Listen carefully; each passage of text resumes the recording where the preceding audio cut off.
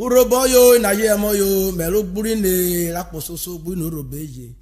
Ai revle TV studio worry risu ne nana. Eri ya akpotasa atota kan ye etarwada mi mu ne we. Iri mi tevu ka o kan ero ma orwe. Iri mi ta ke kan yen oda we me o. E apona ori bevuge. Iri mi tevu ka kan ero ma orwe. Iri mi ta ke kan yen oda we me.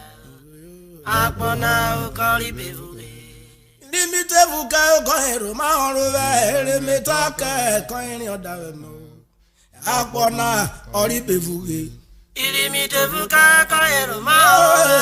Iri mi ta ke kan yen oda we me. Apona ori bevuge. Iri mi tevu ka kan ero ma orwe. Iri mi ta ke kan yen oda we me. Apona ori bevuge. Iri mi tevu ka kan ero ma orwe. Iri mi ta ke kan yen oda we me.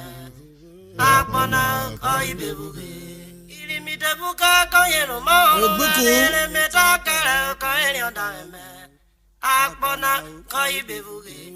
Iri mi tevu ka kan ero ma orwe. Iri mi ta ke kan yen oda we me.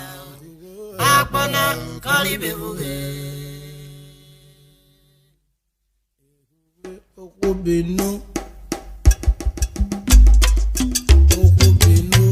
ilimite vukero ma orwe Okobenu ilimite vukero ma ayabu okobenu ilimite age okobenu oyin fugo da me ayekobenu atota kori we tarwada we okobenu rakoko ayekobenu o shora koko we ayekobenu ilimite vukero ma orwe ayekobenu okobenu yo dero mo mi wi eri o okobenu eh ewanu okobenu ilimite vukero ma orwe okobenu ilimite ake eri oda ewanu okobenu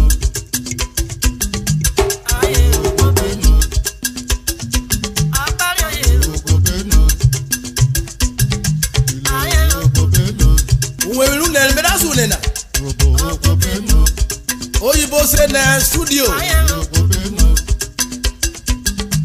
ayekobenu TV studio worry olorogun maitu ayekobenu agomi aka amakashe ayekobenu oyo kiri agbari company na okobenu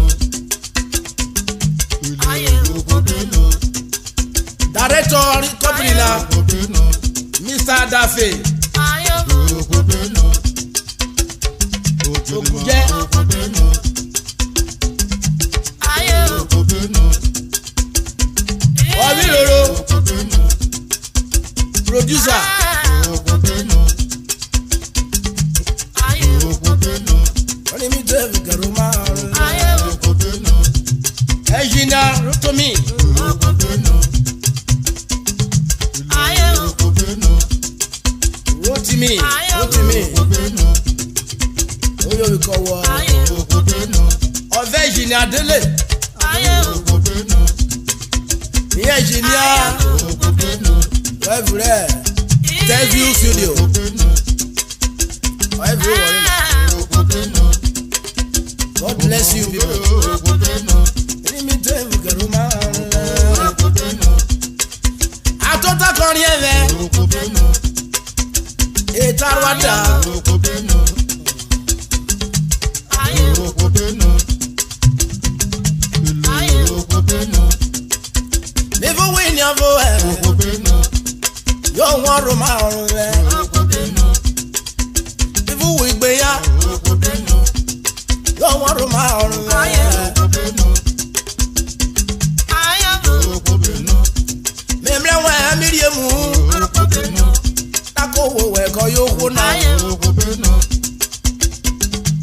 ayekobenu ayekobenu eri e apota sa okobenu oni oro we ro ma gboro okobenu oni oro we ro ma gboro ayekobenu egbiku ayekobenu o woro yo bi gbe yo re ri okobenu ọdún màmí wáyé. Ẹni mi tó ẹ̀fù kẹ̀rù máa ọ̀run rẹ̀. Ẹni mi tó kẹ̀. Wọ́n yé yan dára náà.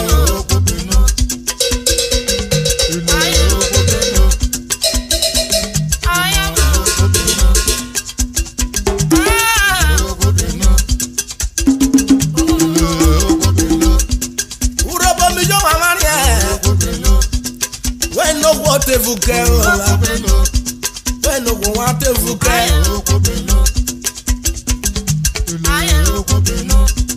Ya pona kari gbeko, ojo bore no no choyo ba. Ojo bore no no choyo ba.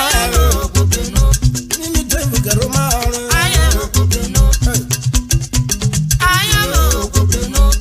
Wa kere mo bolo kwa pa ba vuke. Ori ipe grogro.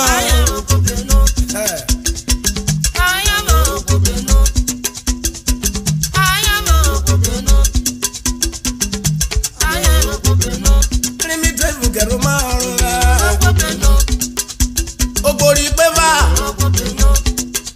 aboturi popo o tun we mi kan yan ro ma ni yere banka ogori meri mi re wa so ra me wa ta ni mi te fu garo ma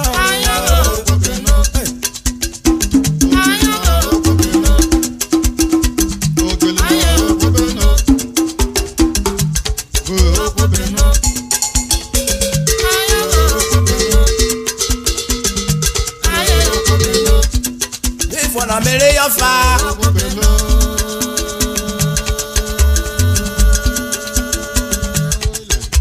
ukworo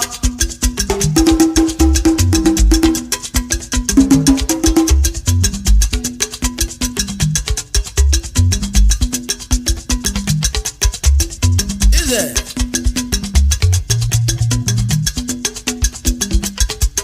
obro lo te foro e wo ko bro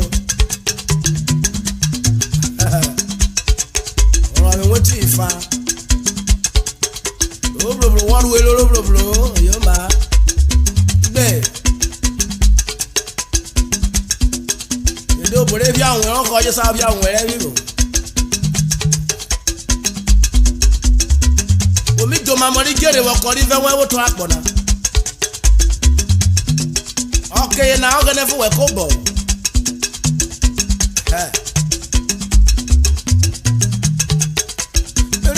Buka o koyero ma oro e emetaka koyeri odawe me apona ori tefuki ilimi tefuka koyero ma oro e emetaka koyeri odawe me apona ori tefuki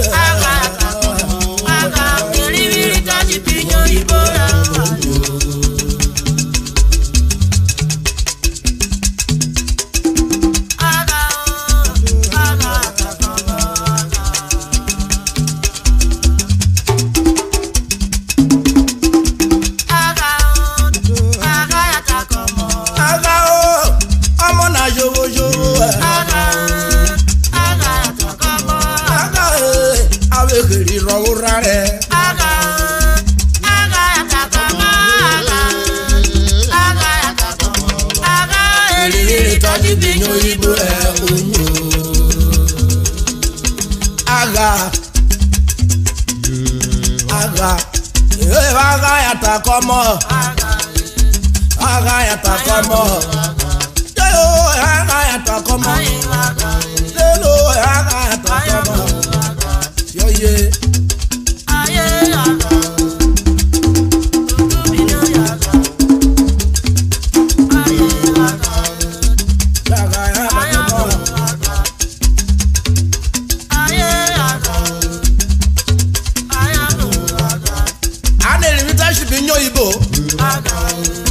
Tako nyo ibo.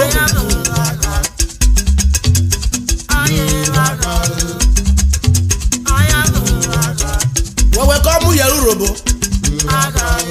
Wewe ko le bi avu robo dedede. Wona ga robo na wo sa yoro. Ogre mu wo ku church ra wa tu etu.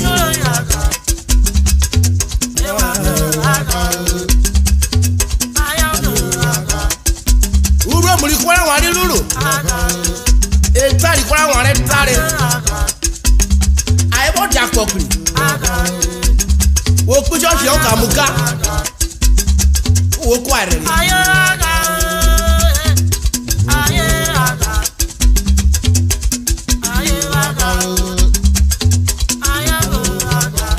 Wona ko pa poro genere. Apori kwa wan yi re. Ora ye di aporo genere.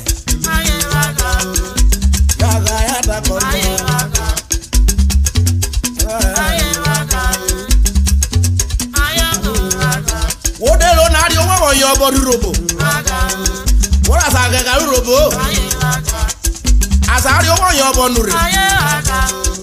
E ki roba ko bo. Avo vie gba ipagwa ro. Aga ya ta ko. Apora wa re yin ri. Oshare baye re ran efu. Igogo no sha na wo khosa. Ora ye na wo khosa. Ito we ra ye na sa. Ito we ro sha na sa. Orobo si paja ni won yo ma.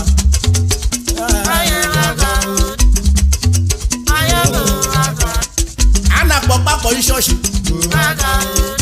Igogo na wo afo. Oya ye fo sha idu obo bi oda oko. Ya e ba bi yo.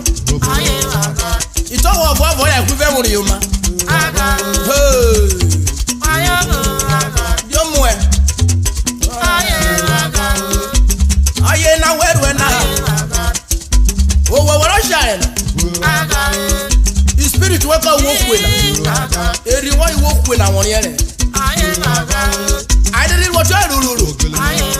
Oh, yeah, I got that baby. Oh, yeah, don't make go. Oh, I'm Limley. Oh, Karosha and China. Oh, that you know, look like Popo. I made a company. I'm making. I are your why more?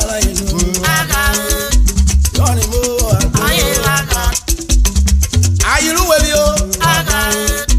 Trouser call your query. Oh, shall you good trouser? You good trouser. Ele buga you wash.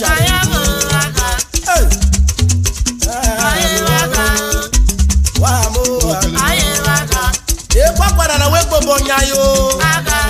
Wa yo le ga uro boda dede. U fire kiuru. Ari e ma ota. O sha uro bo. O sha do to fina wa vere.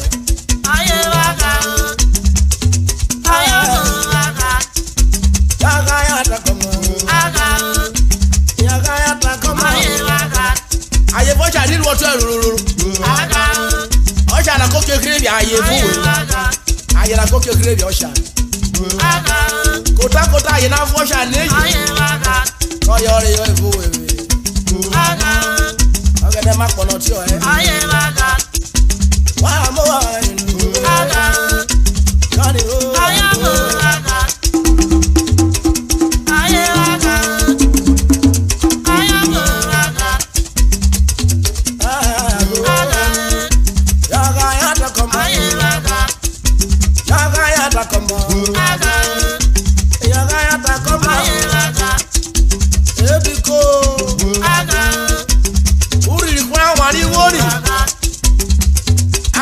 URHOBO na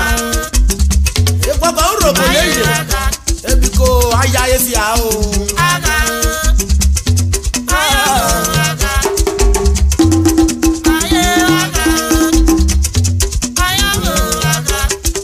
Mẹ́rin okùnrin ní òròbó èjì lápò sóso. Madam Russia àyọ̀rọ̀ ìsú ẹ̀. Ìbọn ìṣe rẹ̀ kú pé rẹ̀.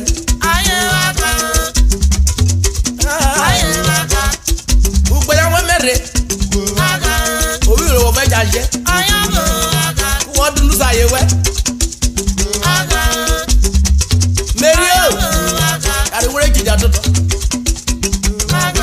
Orí ìròwọ̀ mi fún gbẹ̀yà mẹ́jà jẹ́. Òyìnbó la yẹ kọ́sá ni ayẹ̀. Ẹ̀rẹ́ rẹ̀.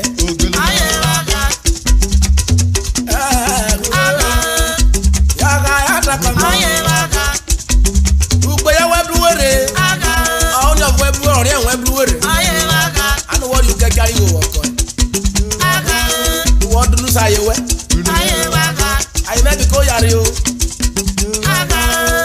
Gbogbo ya mẹ́bi wẹ́rẹ́. Àná bẹ́ẹ̀ wọ́n dún kẹ́kẹ́ ayé wò wọ̀kọ́ yọ. Bàbá mi wọ̀kẹ́ gbà mi wọ̀kẹ́. Ìlàkè tata gbogbo yàn. Yàgà yàtà kan mọ́. Yàgà yàtà kan mọ́. Yàgà yàtà kan mọ́. Wà á mú àdó. Èyàrúwé kébọ̀ fẹ́ èyàrúwé mi. Wà á tó taka yọ. Wà á yàrúwé wà á tó takẹ̀ èyàrúwé mi. Ikùtù àtàbí yọ̀nà.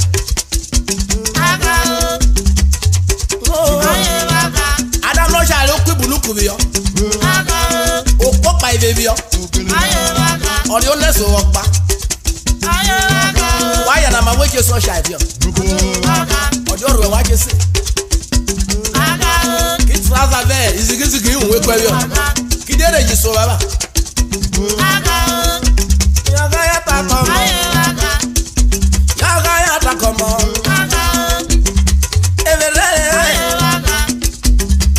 Kò bọ̀ rẹ̀ rí ẹ. Wọ́n yẹ sọ̀rọ̀ rẹ̀ mẹ́wàá ta. Mi fọ́ náà etí nẹ̀. Ó ta dé fún ọkọ̀ ní ọ̀tá rúdò.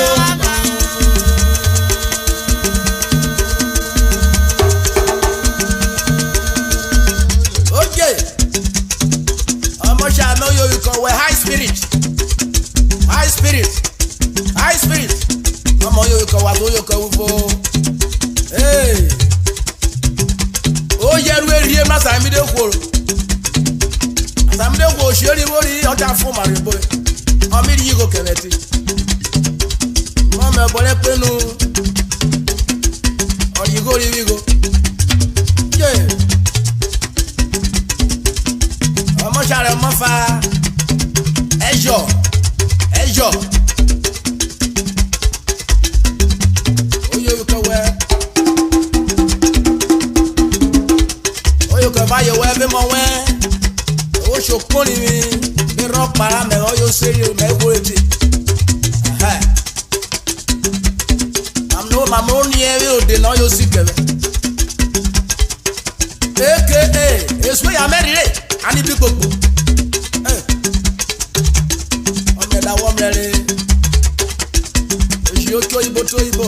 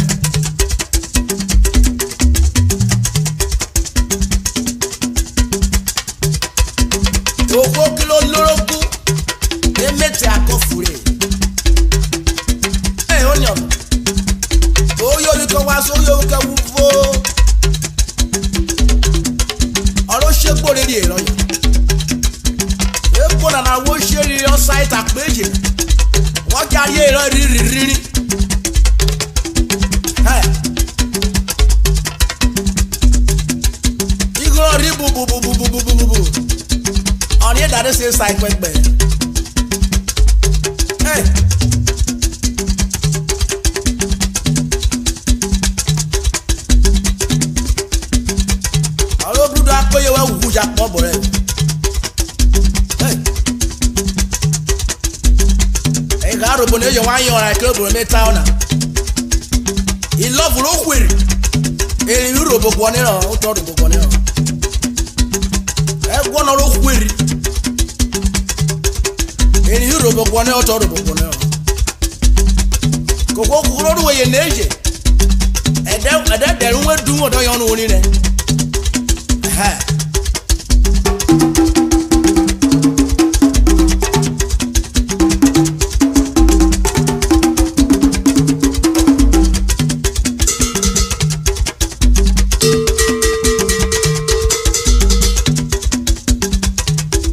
asawa yiri awanwo aga ya tapomo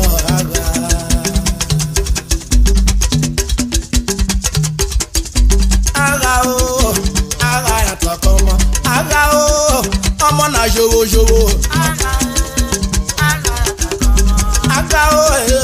aga ya tapomo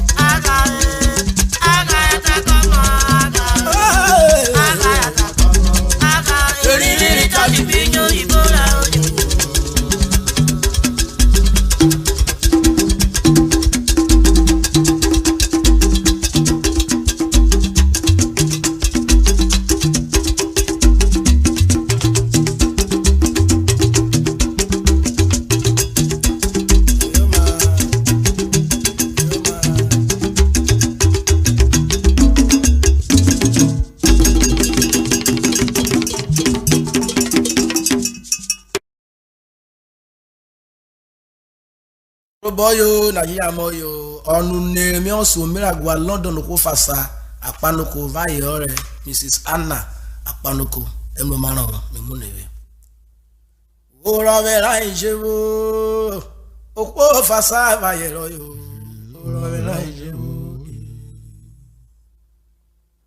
vera ijewe opo fasa vai ro yo ora vera ijewe URHOBO le pare owe paro si o Odurugoro mo wa rovinina ora vera ije ogo fasaba yiro yo ora vera ije ominigbo ora vera ije o wa gba si o ora vera ije opo ina wa baro jogoro ora vera ije wa nu gori jansi no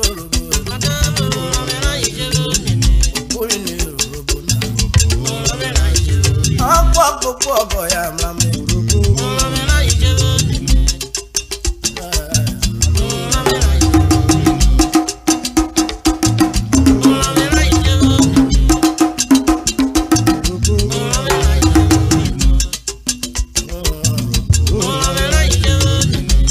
London apanoko owo fasa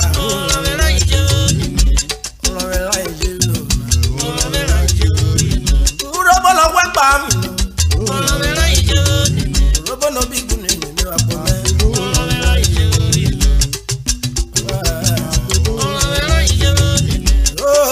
ana inu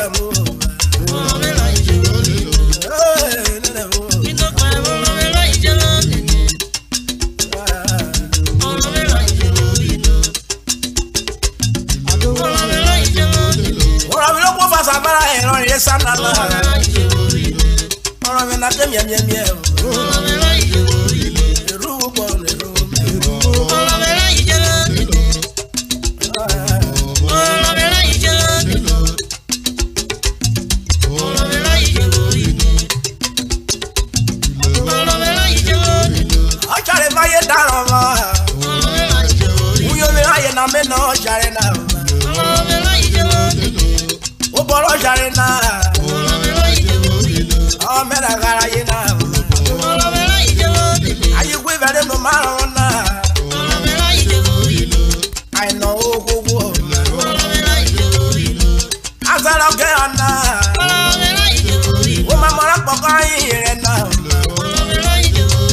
palo de ko ya ira so ke ana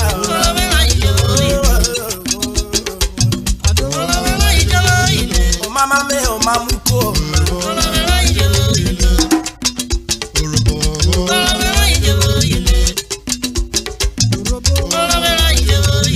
lọ́dọ̀ ló kó fàṣà pánùkò ọba yẹ ọ̀nà òbó yíbọ ya ẹ̀ díà Ghana Accra ẹ̀dẹ̀ olú ìmúra yẹn nà ẹ̀dẹ̀ olú ìkọ́ra yẹn nà wọ́n tó lélẹ̀ ní jésù ẹ̀rọ gbúná ikú èdè fètì.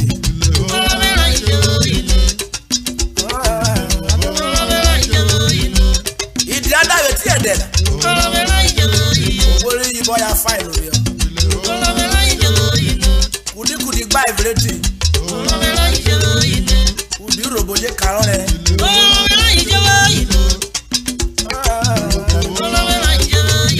kòkà kòkà rẹ̀ múlẹ̀ yẹ kéré rẹ̀ wẹ̀tì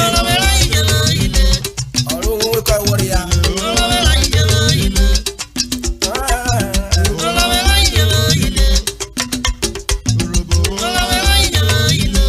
wọ́n mìíràn pọ̀ lára rẹ̀ nà uyòwé ayé dá nọ́ọ̀ṣà kèmúkèmú ayé náà kọ́ náà rẹ̀ màá wẹ̀rẹ̀ kọ́ yọ̀ọ̀ṣà náà wọ́n kẹ́rù igò rọ̀ wẹ́wọ́n bẹ̀ ra igò rọ̀ wẹ́wọ́n bẹ̀ ra kó gbẹ́ wẹ́rẹ́ ọ̀ṣà rẹ̀ dí àpò wígò yọ̀bá mi tí ó yà mẹ́mẹ́ fún ẹ̀ fúnlẹ̀ rẹ̀ tí ó yóò tá náà gẹ̀lẹ́ bá.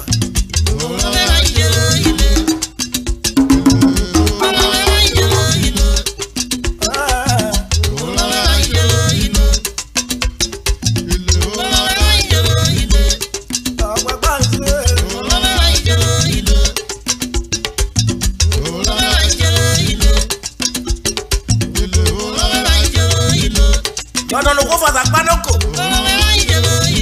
ó dé sàyà ẹ sànà nùnú ọ̀fun náà yóò yó ọ̀dà gbẹ́dọ̀ kìlìà omi kìlìà ọ̀dà gbẹ́dọ̀ fìrẹ̀mùdà omi fìrẹ̀mùdà òkàrẹ́ mu ló ké lọ́dọ̀ ké kọ̀yìn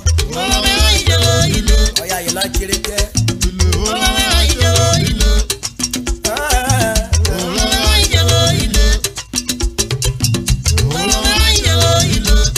wébi kó ayé kayọ̀ fọ́ṣà rẹ̀ rọ̀ omi yìí wọ́n ń ná ọ̀ṣà ẹ̀wẹ́ o bọ̀ ọ̀ṣà ẹ̀wẹ́ mẹ́ta làrọ̀ wẹ̀ etí yòrò mi dáwé ra yóò tó fèrè ya náta ọ̀fọ́ṣà dáadáa akpọ́yà rẹ̀ omi yìí ọ̀fọ̀kọ́ṣà ọ̀yàn ọ̀ṣà ẹ̀mẹ́ àrí àpọ̀rọ̀ ègbọ̀n ló fúlofúlo rẹ̀ ayọ́fà ègbọ̀n ní ọ̀rẹ́ wọn nà má yọrọ mẹ́nyọ̀ wúri yìí nàrà mẹ́rin yọrọ ẹ̀.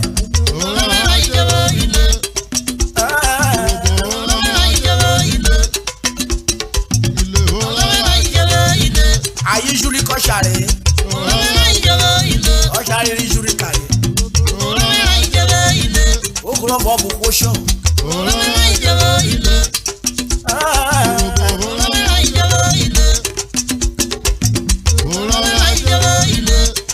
ọ̀pẹ̀ gbàǹjo ọ̀la.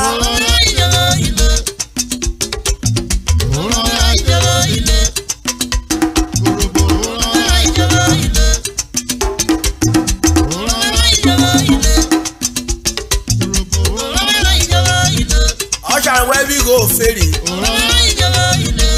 wọ́n máa rí o máa pa ayé rí o máa pa ọ̀bẹ yóò mú we yí pọ́nà mẹ́rẹ́ yá fa.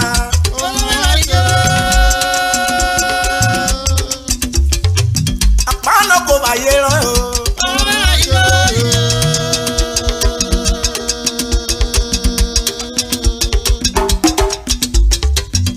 Gagona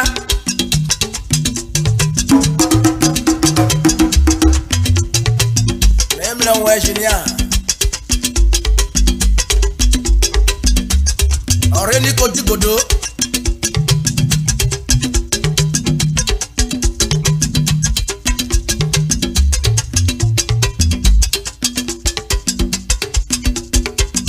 Omi agwa London ko fasa panoko. Ani million yere. Wok omi agwa. Oyan bo jo mo share melu kuri ne. Sunday Kipi. Odi elele yibo. Canada.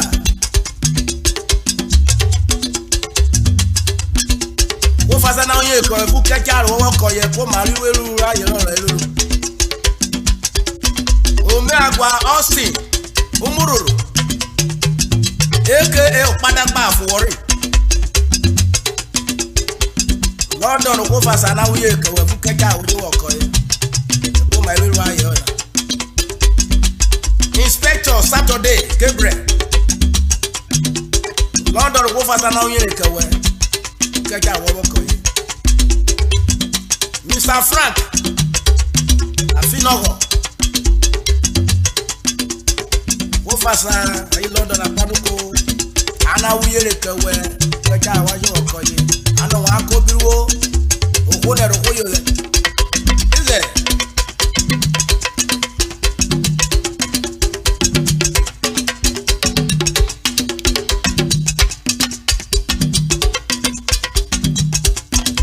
olorogu apanoko ena tufe Oyo sere John apanoko ena tufe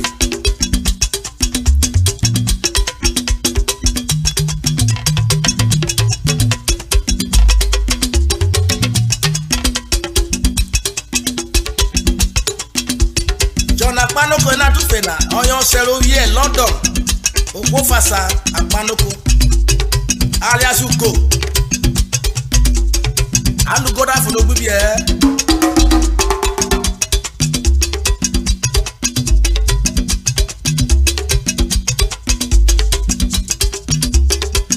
Over the panocola, Ugo. Ore, again is I guess East West Local Government Area Delta State. Oniro yere so don go fasa na Apanokola Mrs. Mary Apanoku ni Iberi Ogoro nyo bi gese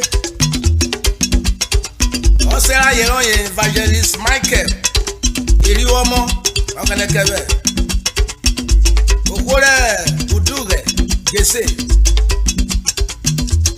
Oni o ya aye ron Mrs. Queen Iriwomo Oganekebe One okuro de rigesere Da ye na Mrs. Anna London apanuko Olekiro de oyorwe Kuyowi il London Ogo fasa apanuko na businessman iwo bro oyorwe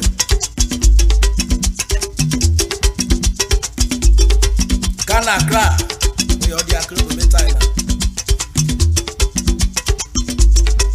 Oyo Kidiagbara, President of LA Multi-Leaks Enterprises. Oyo cover you well. Obe no you abara o.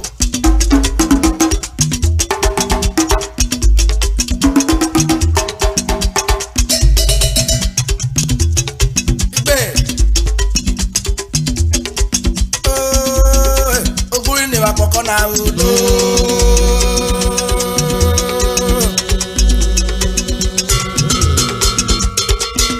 Oturukoro me ado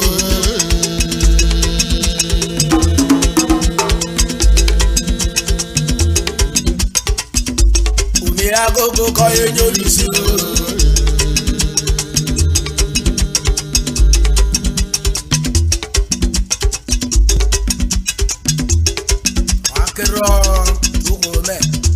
mi àwọn gbẹ́jọ́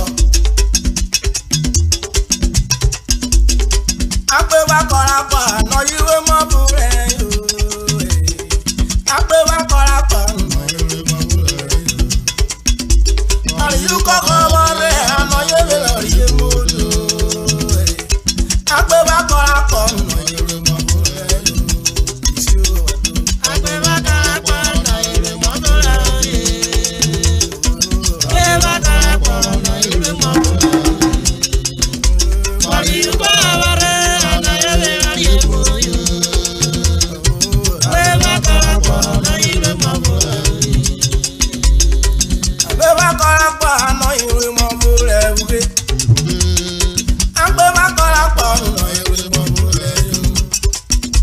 Bari you koko wore ano ewe lori emokine.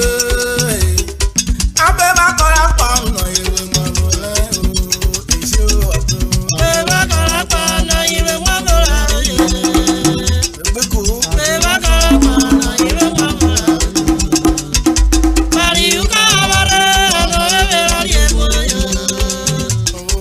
Abe bakora pa no ewe mabora o. Okparore.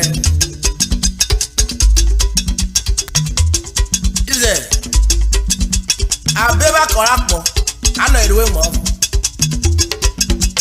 orewe mo abo na akparari uko howore ada eri uko ho na wori yemu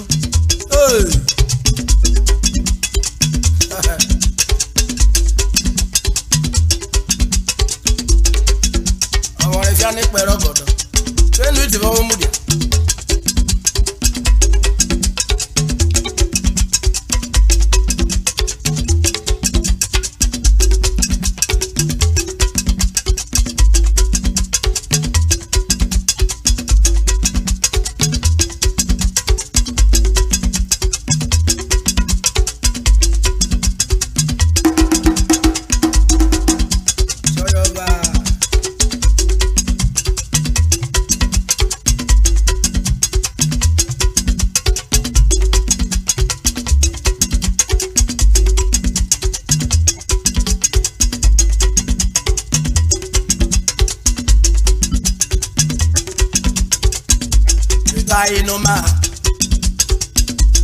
Kainoma uperi budora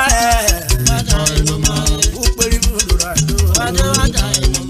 uperi budora aye batainoma uperi budora aye batainoma abeba korapo batainoma ano iwe mo batainoma abeba korapo aye batainoma ano iwe mo batainoma bari you koko wore batainoma ano ewe lori mo aye batainoma ano ewe lori mo batainoma ine kuku sodoma aye batainoma padanu we mo aye batainoma koko na wore batainoma koko yomo aye batainoma wa embo aye batainoma aye batainoma aye batainoma uperi budora aye batainoma uperi budora aye batainoma aye batainoma aye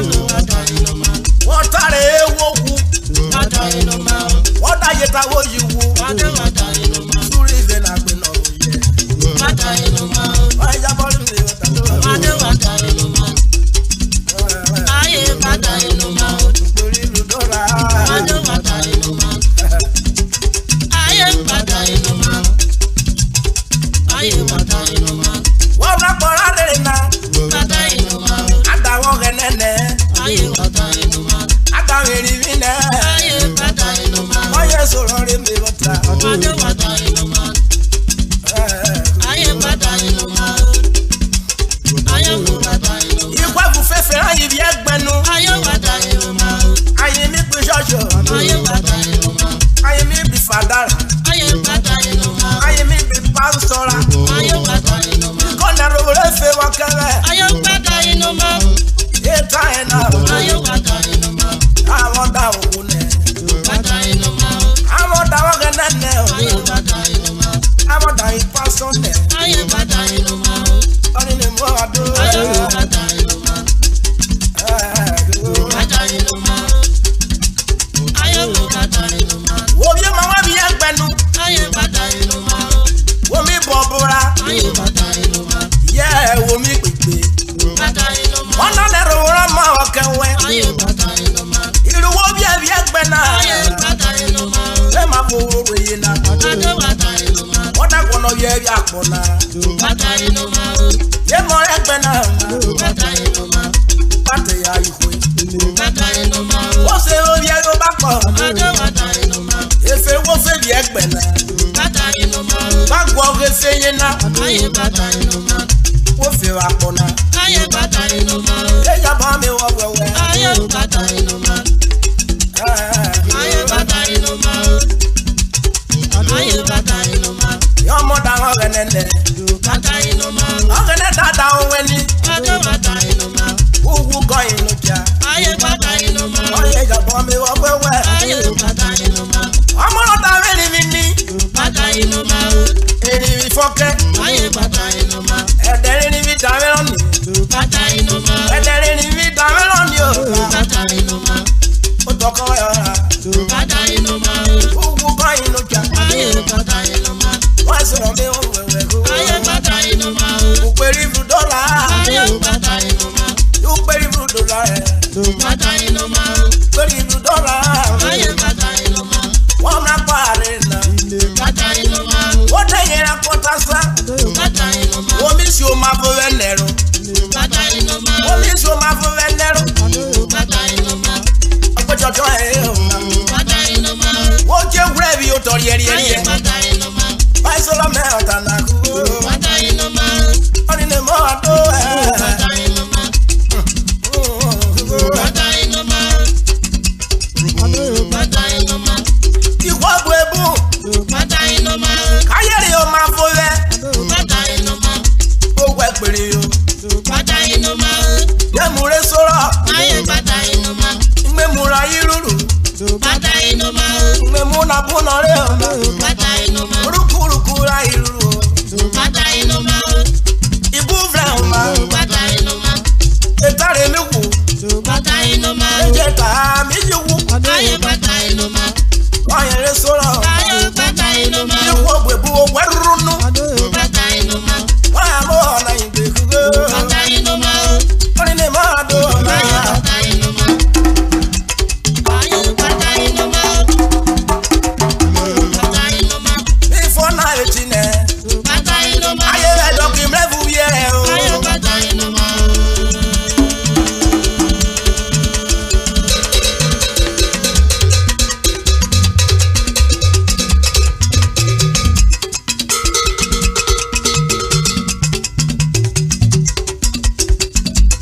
Oyo ekugbe ya me. Oyo bo yo go me de. O me agwa. Abednego agofure. AKA Ogurigo. Ni abo yo ko aso yo ko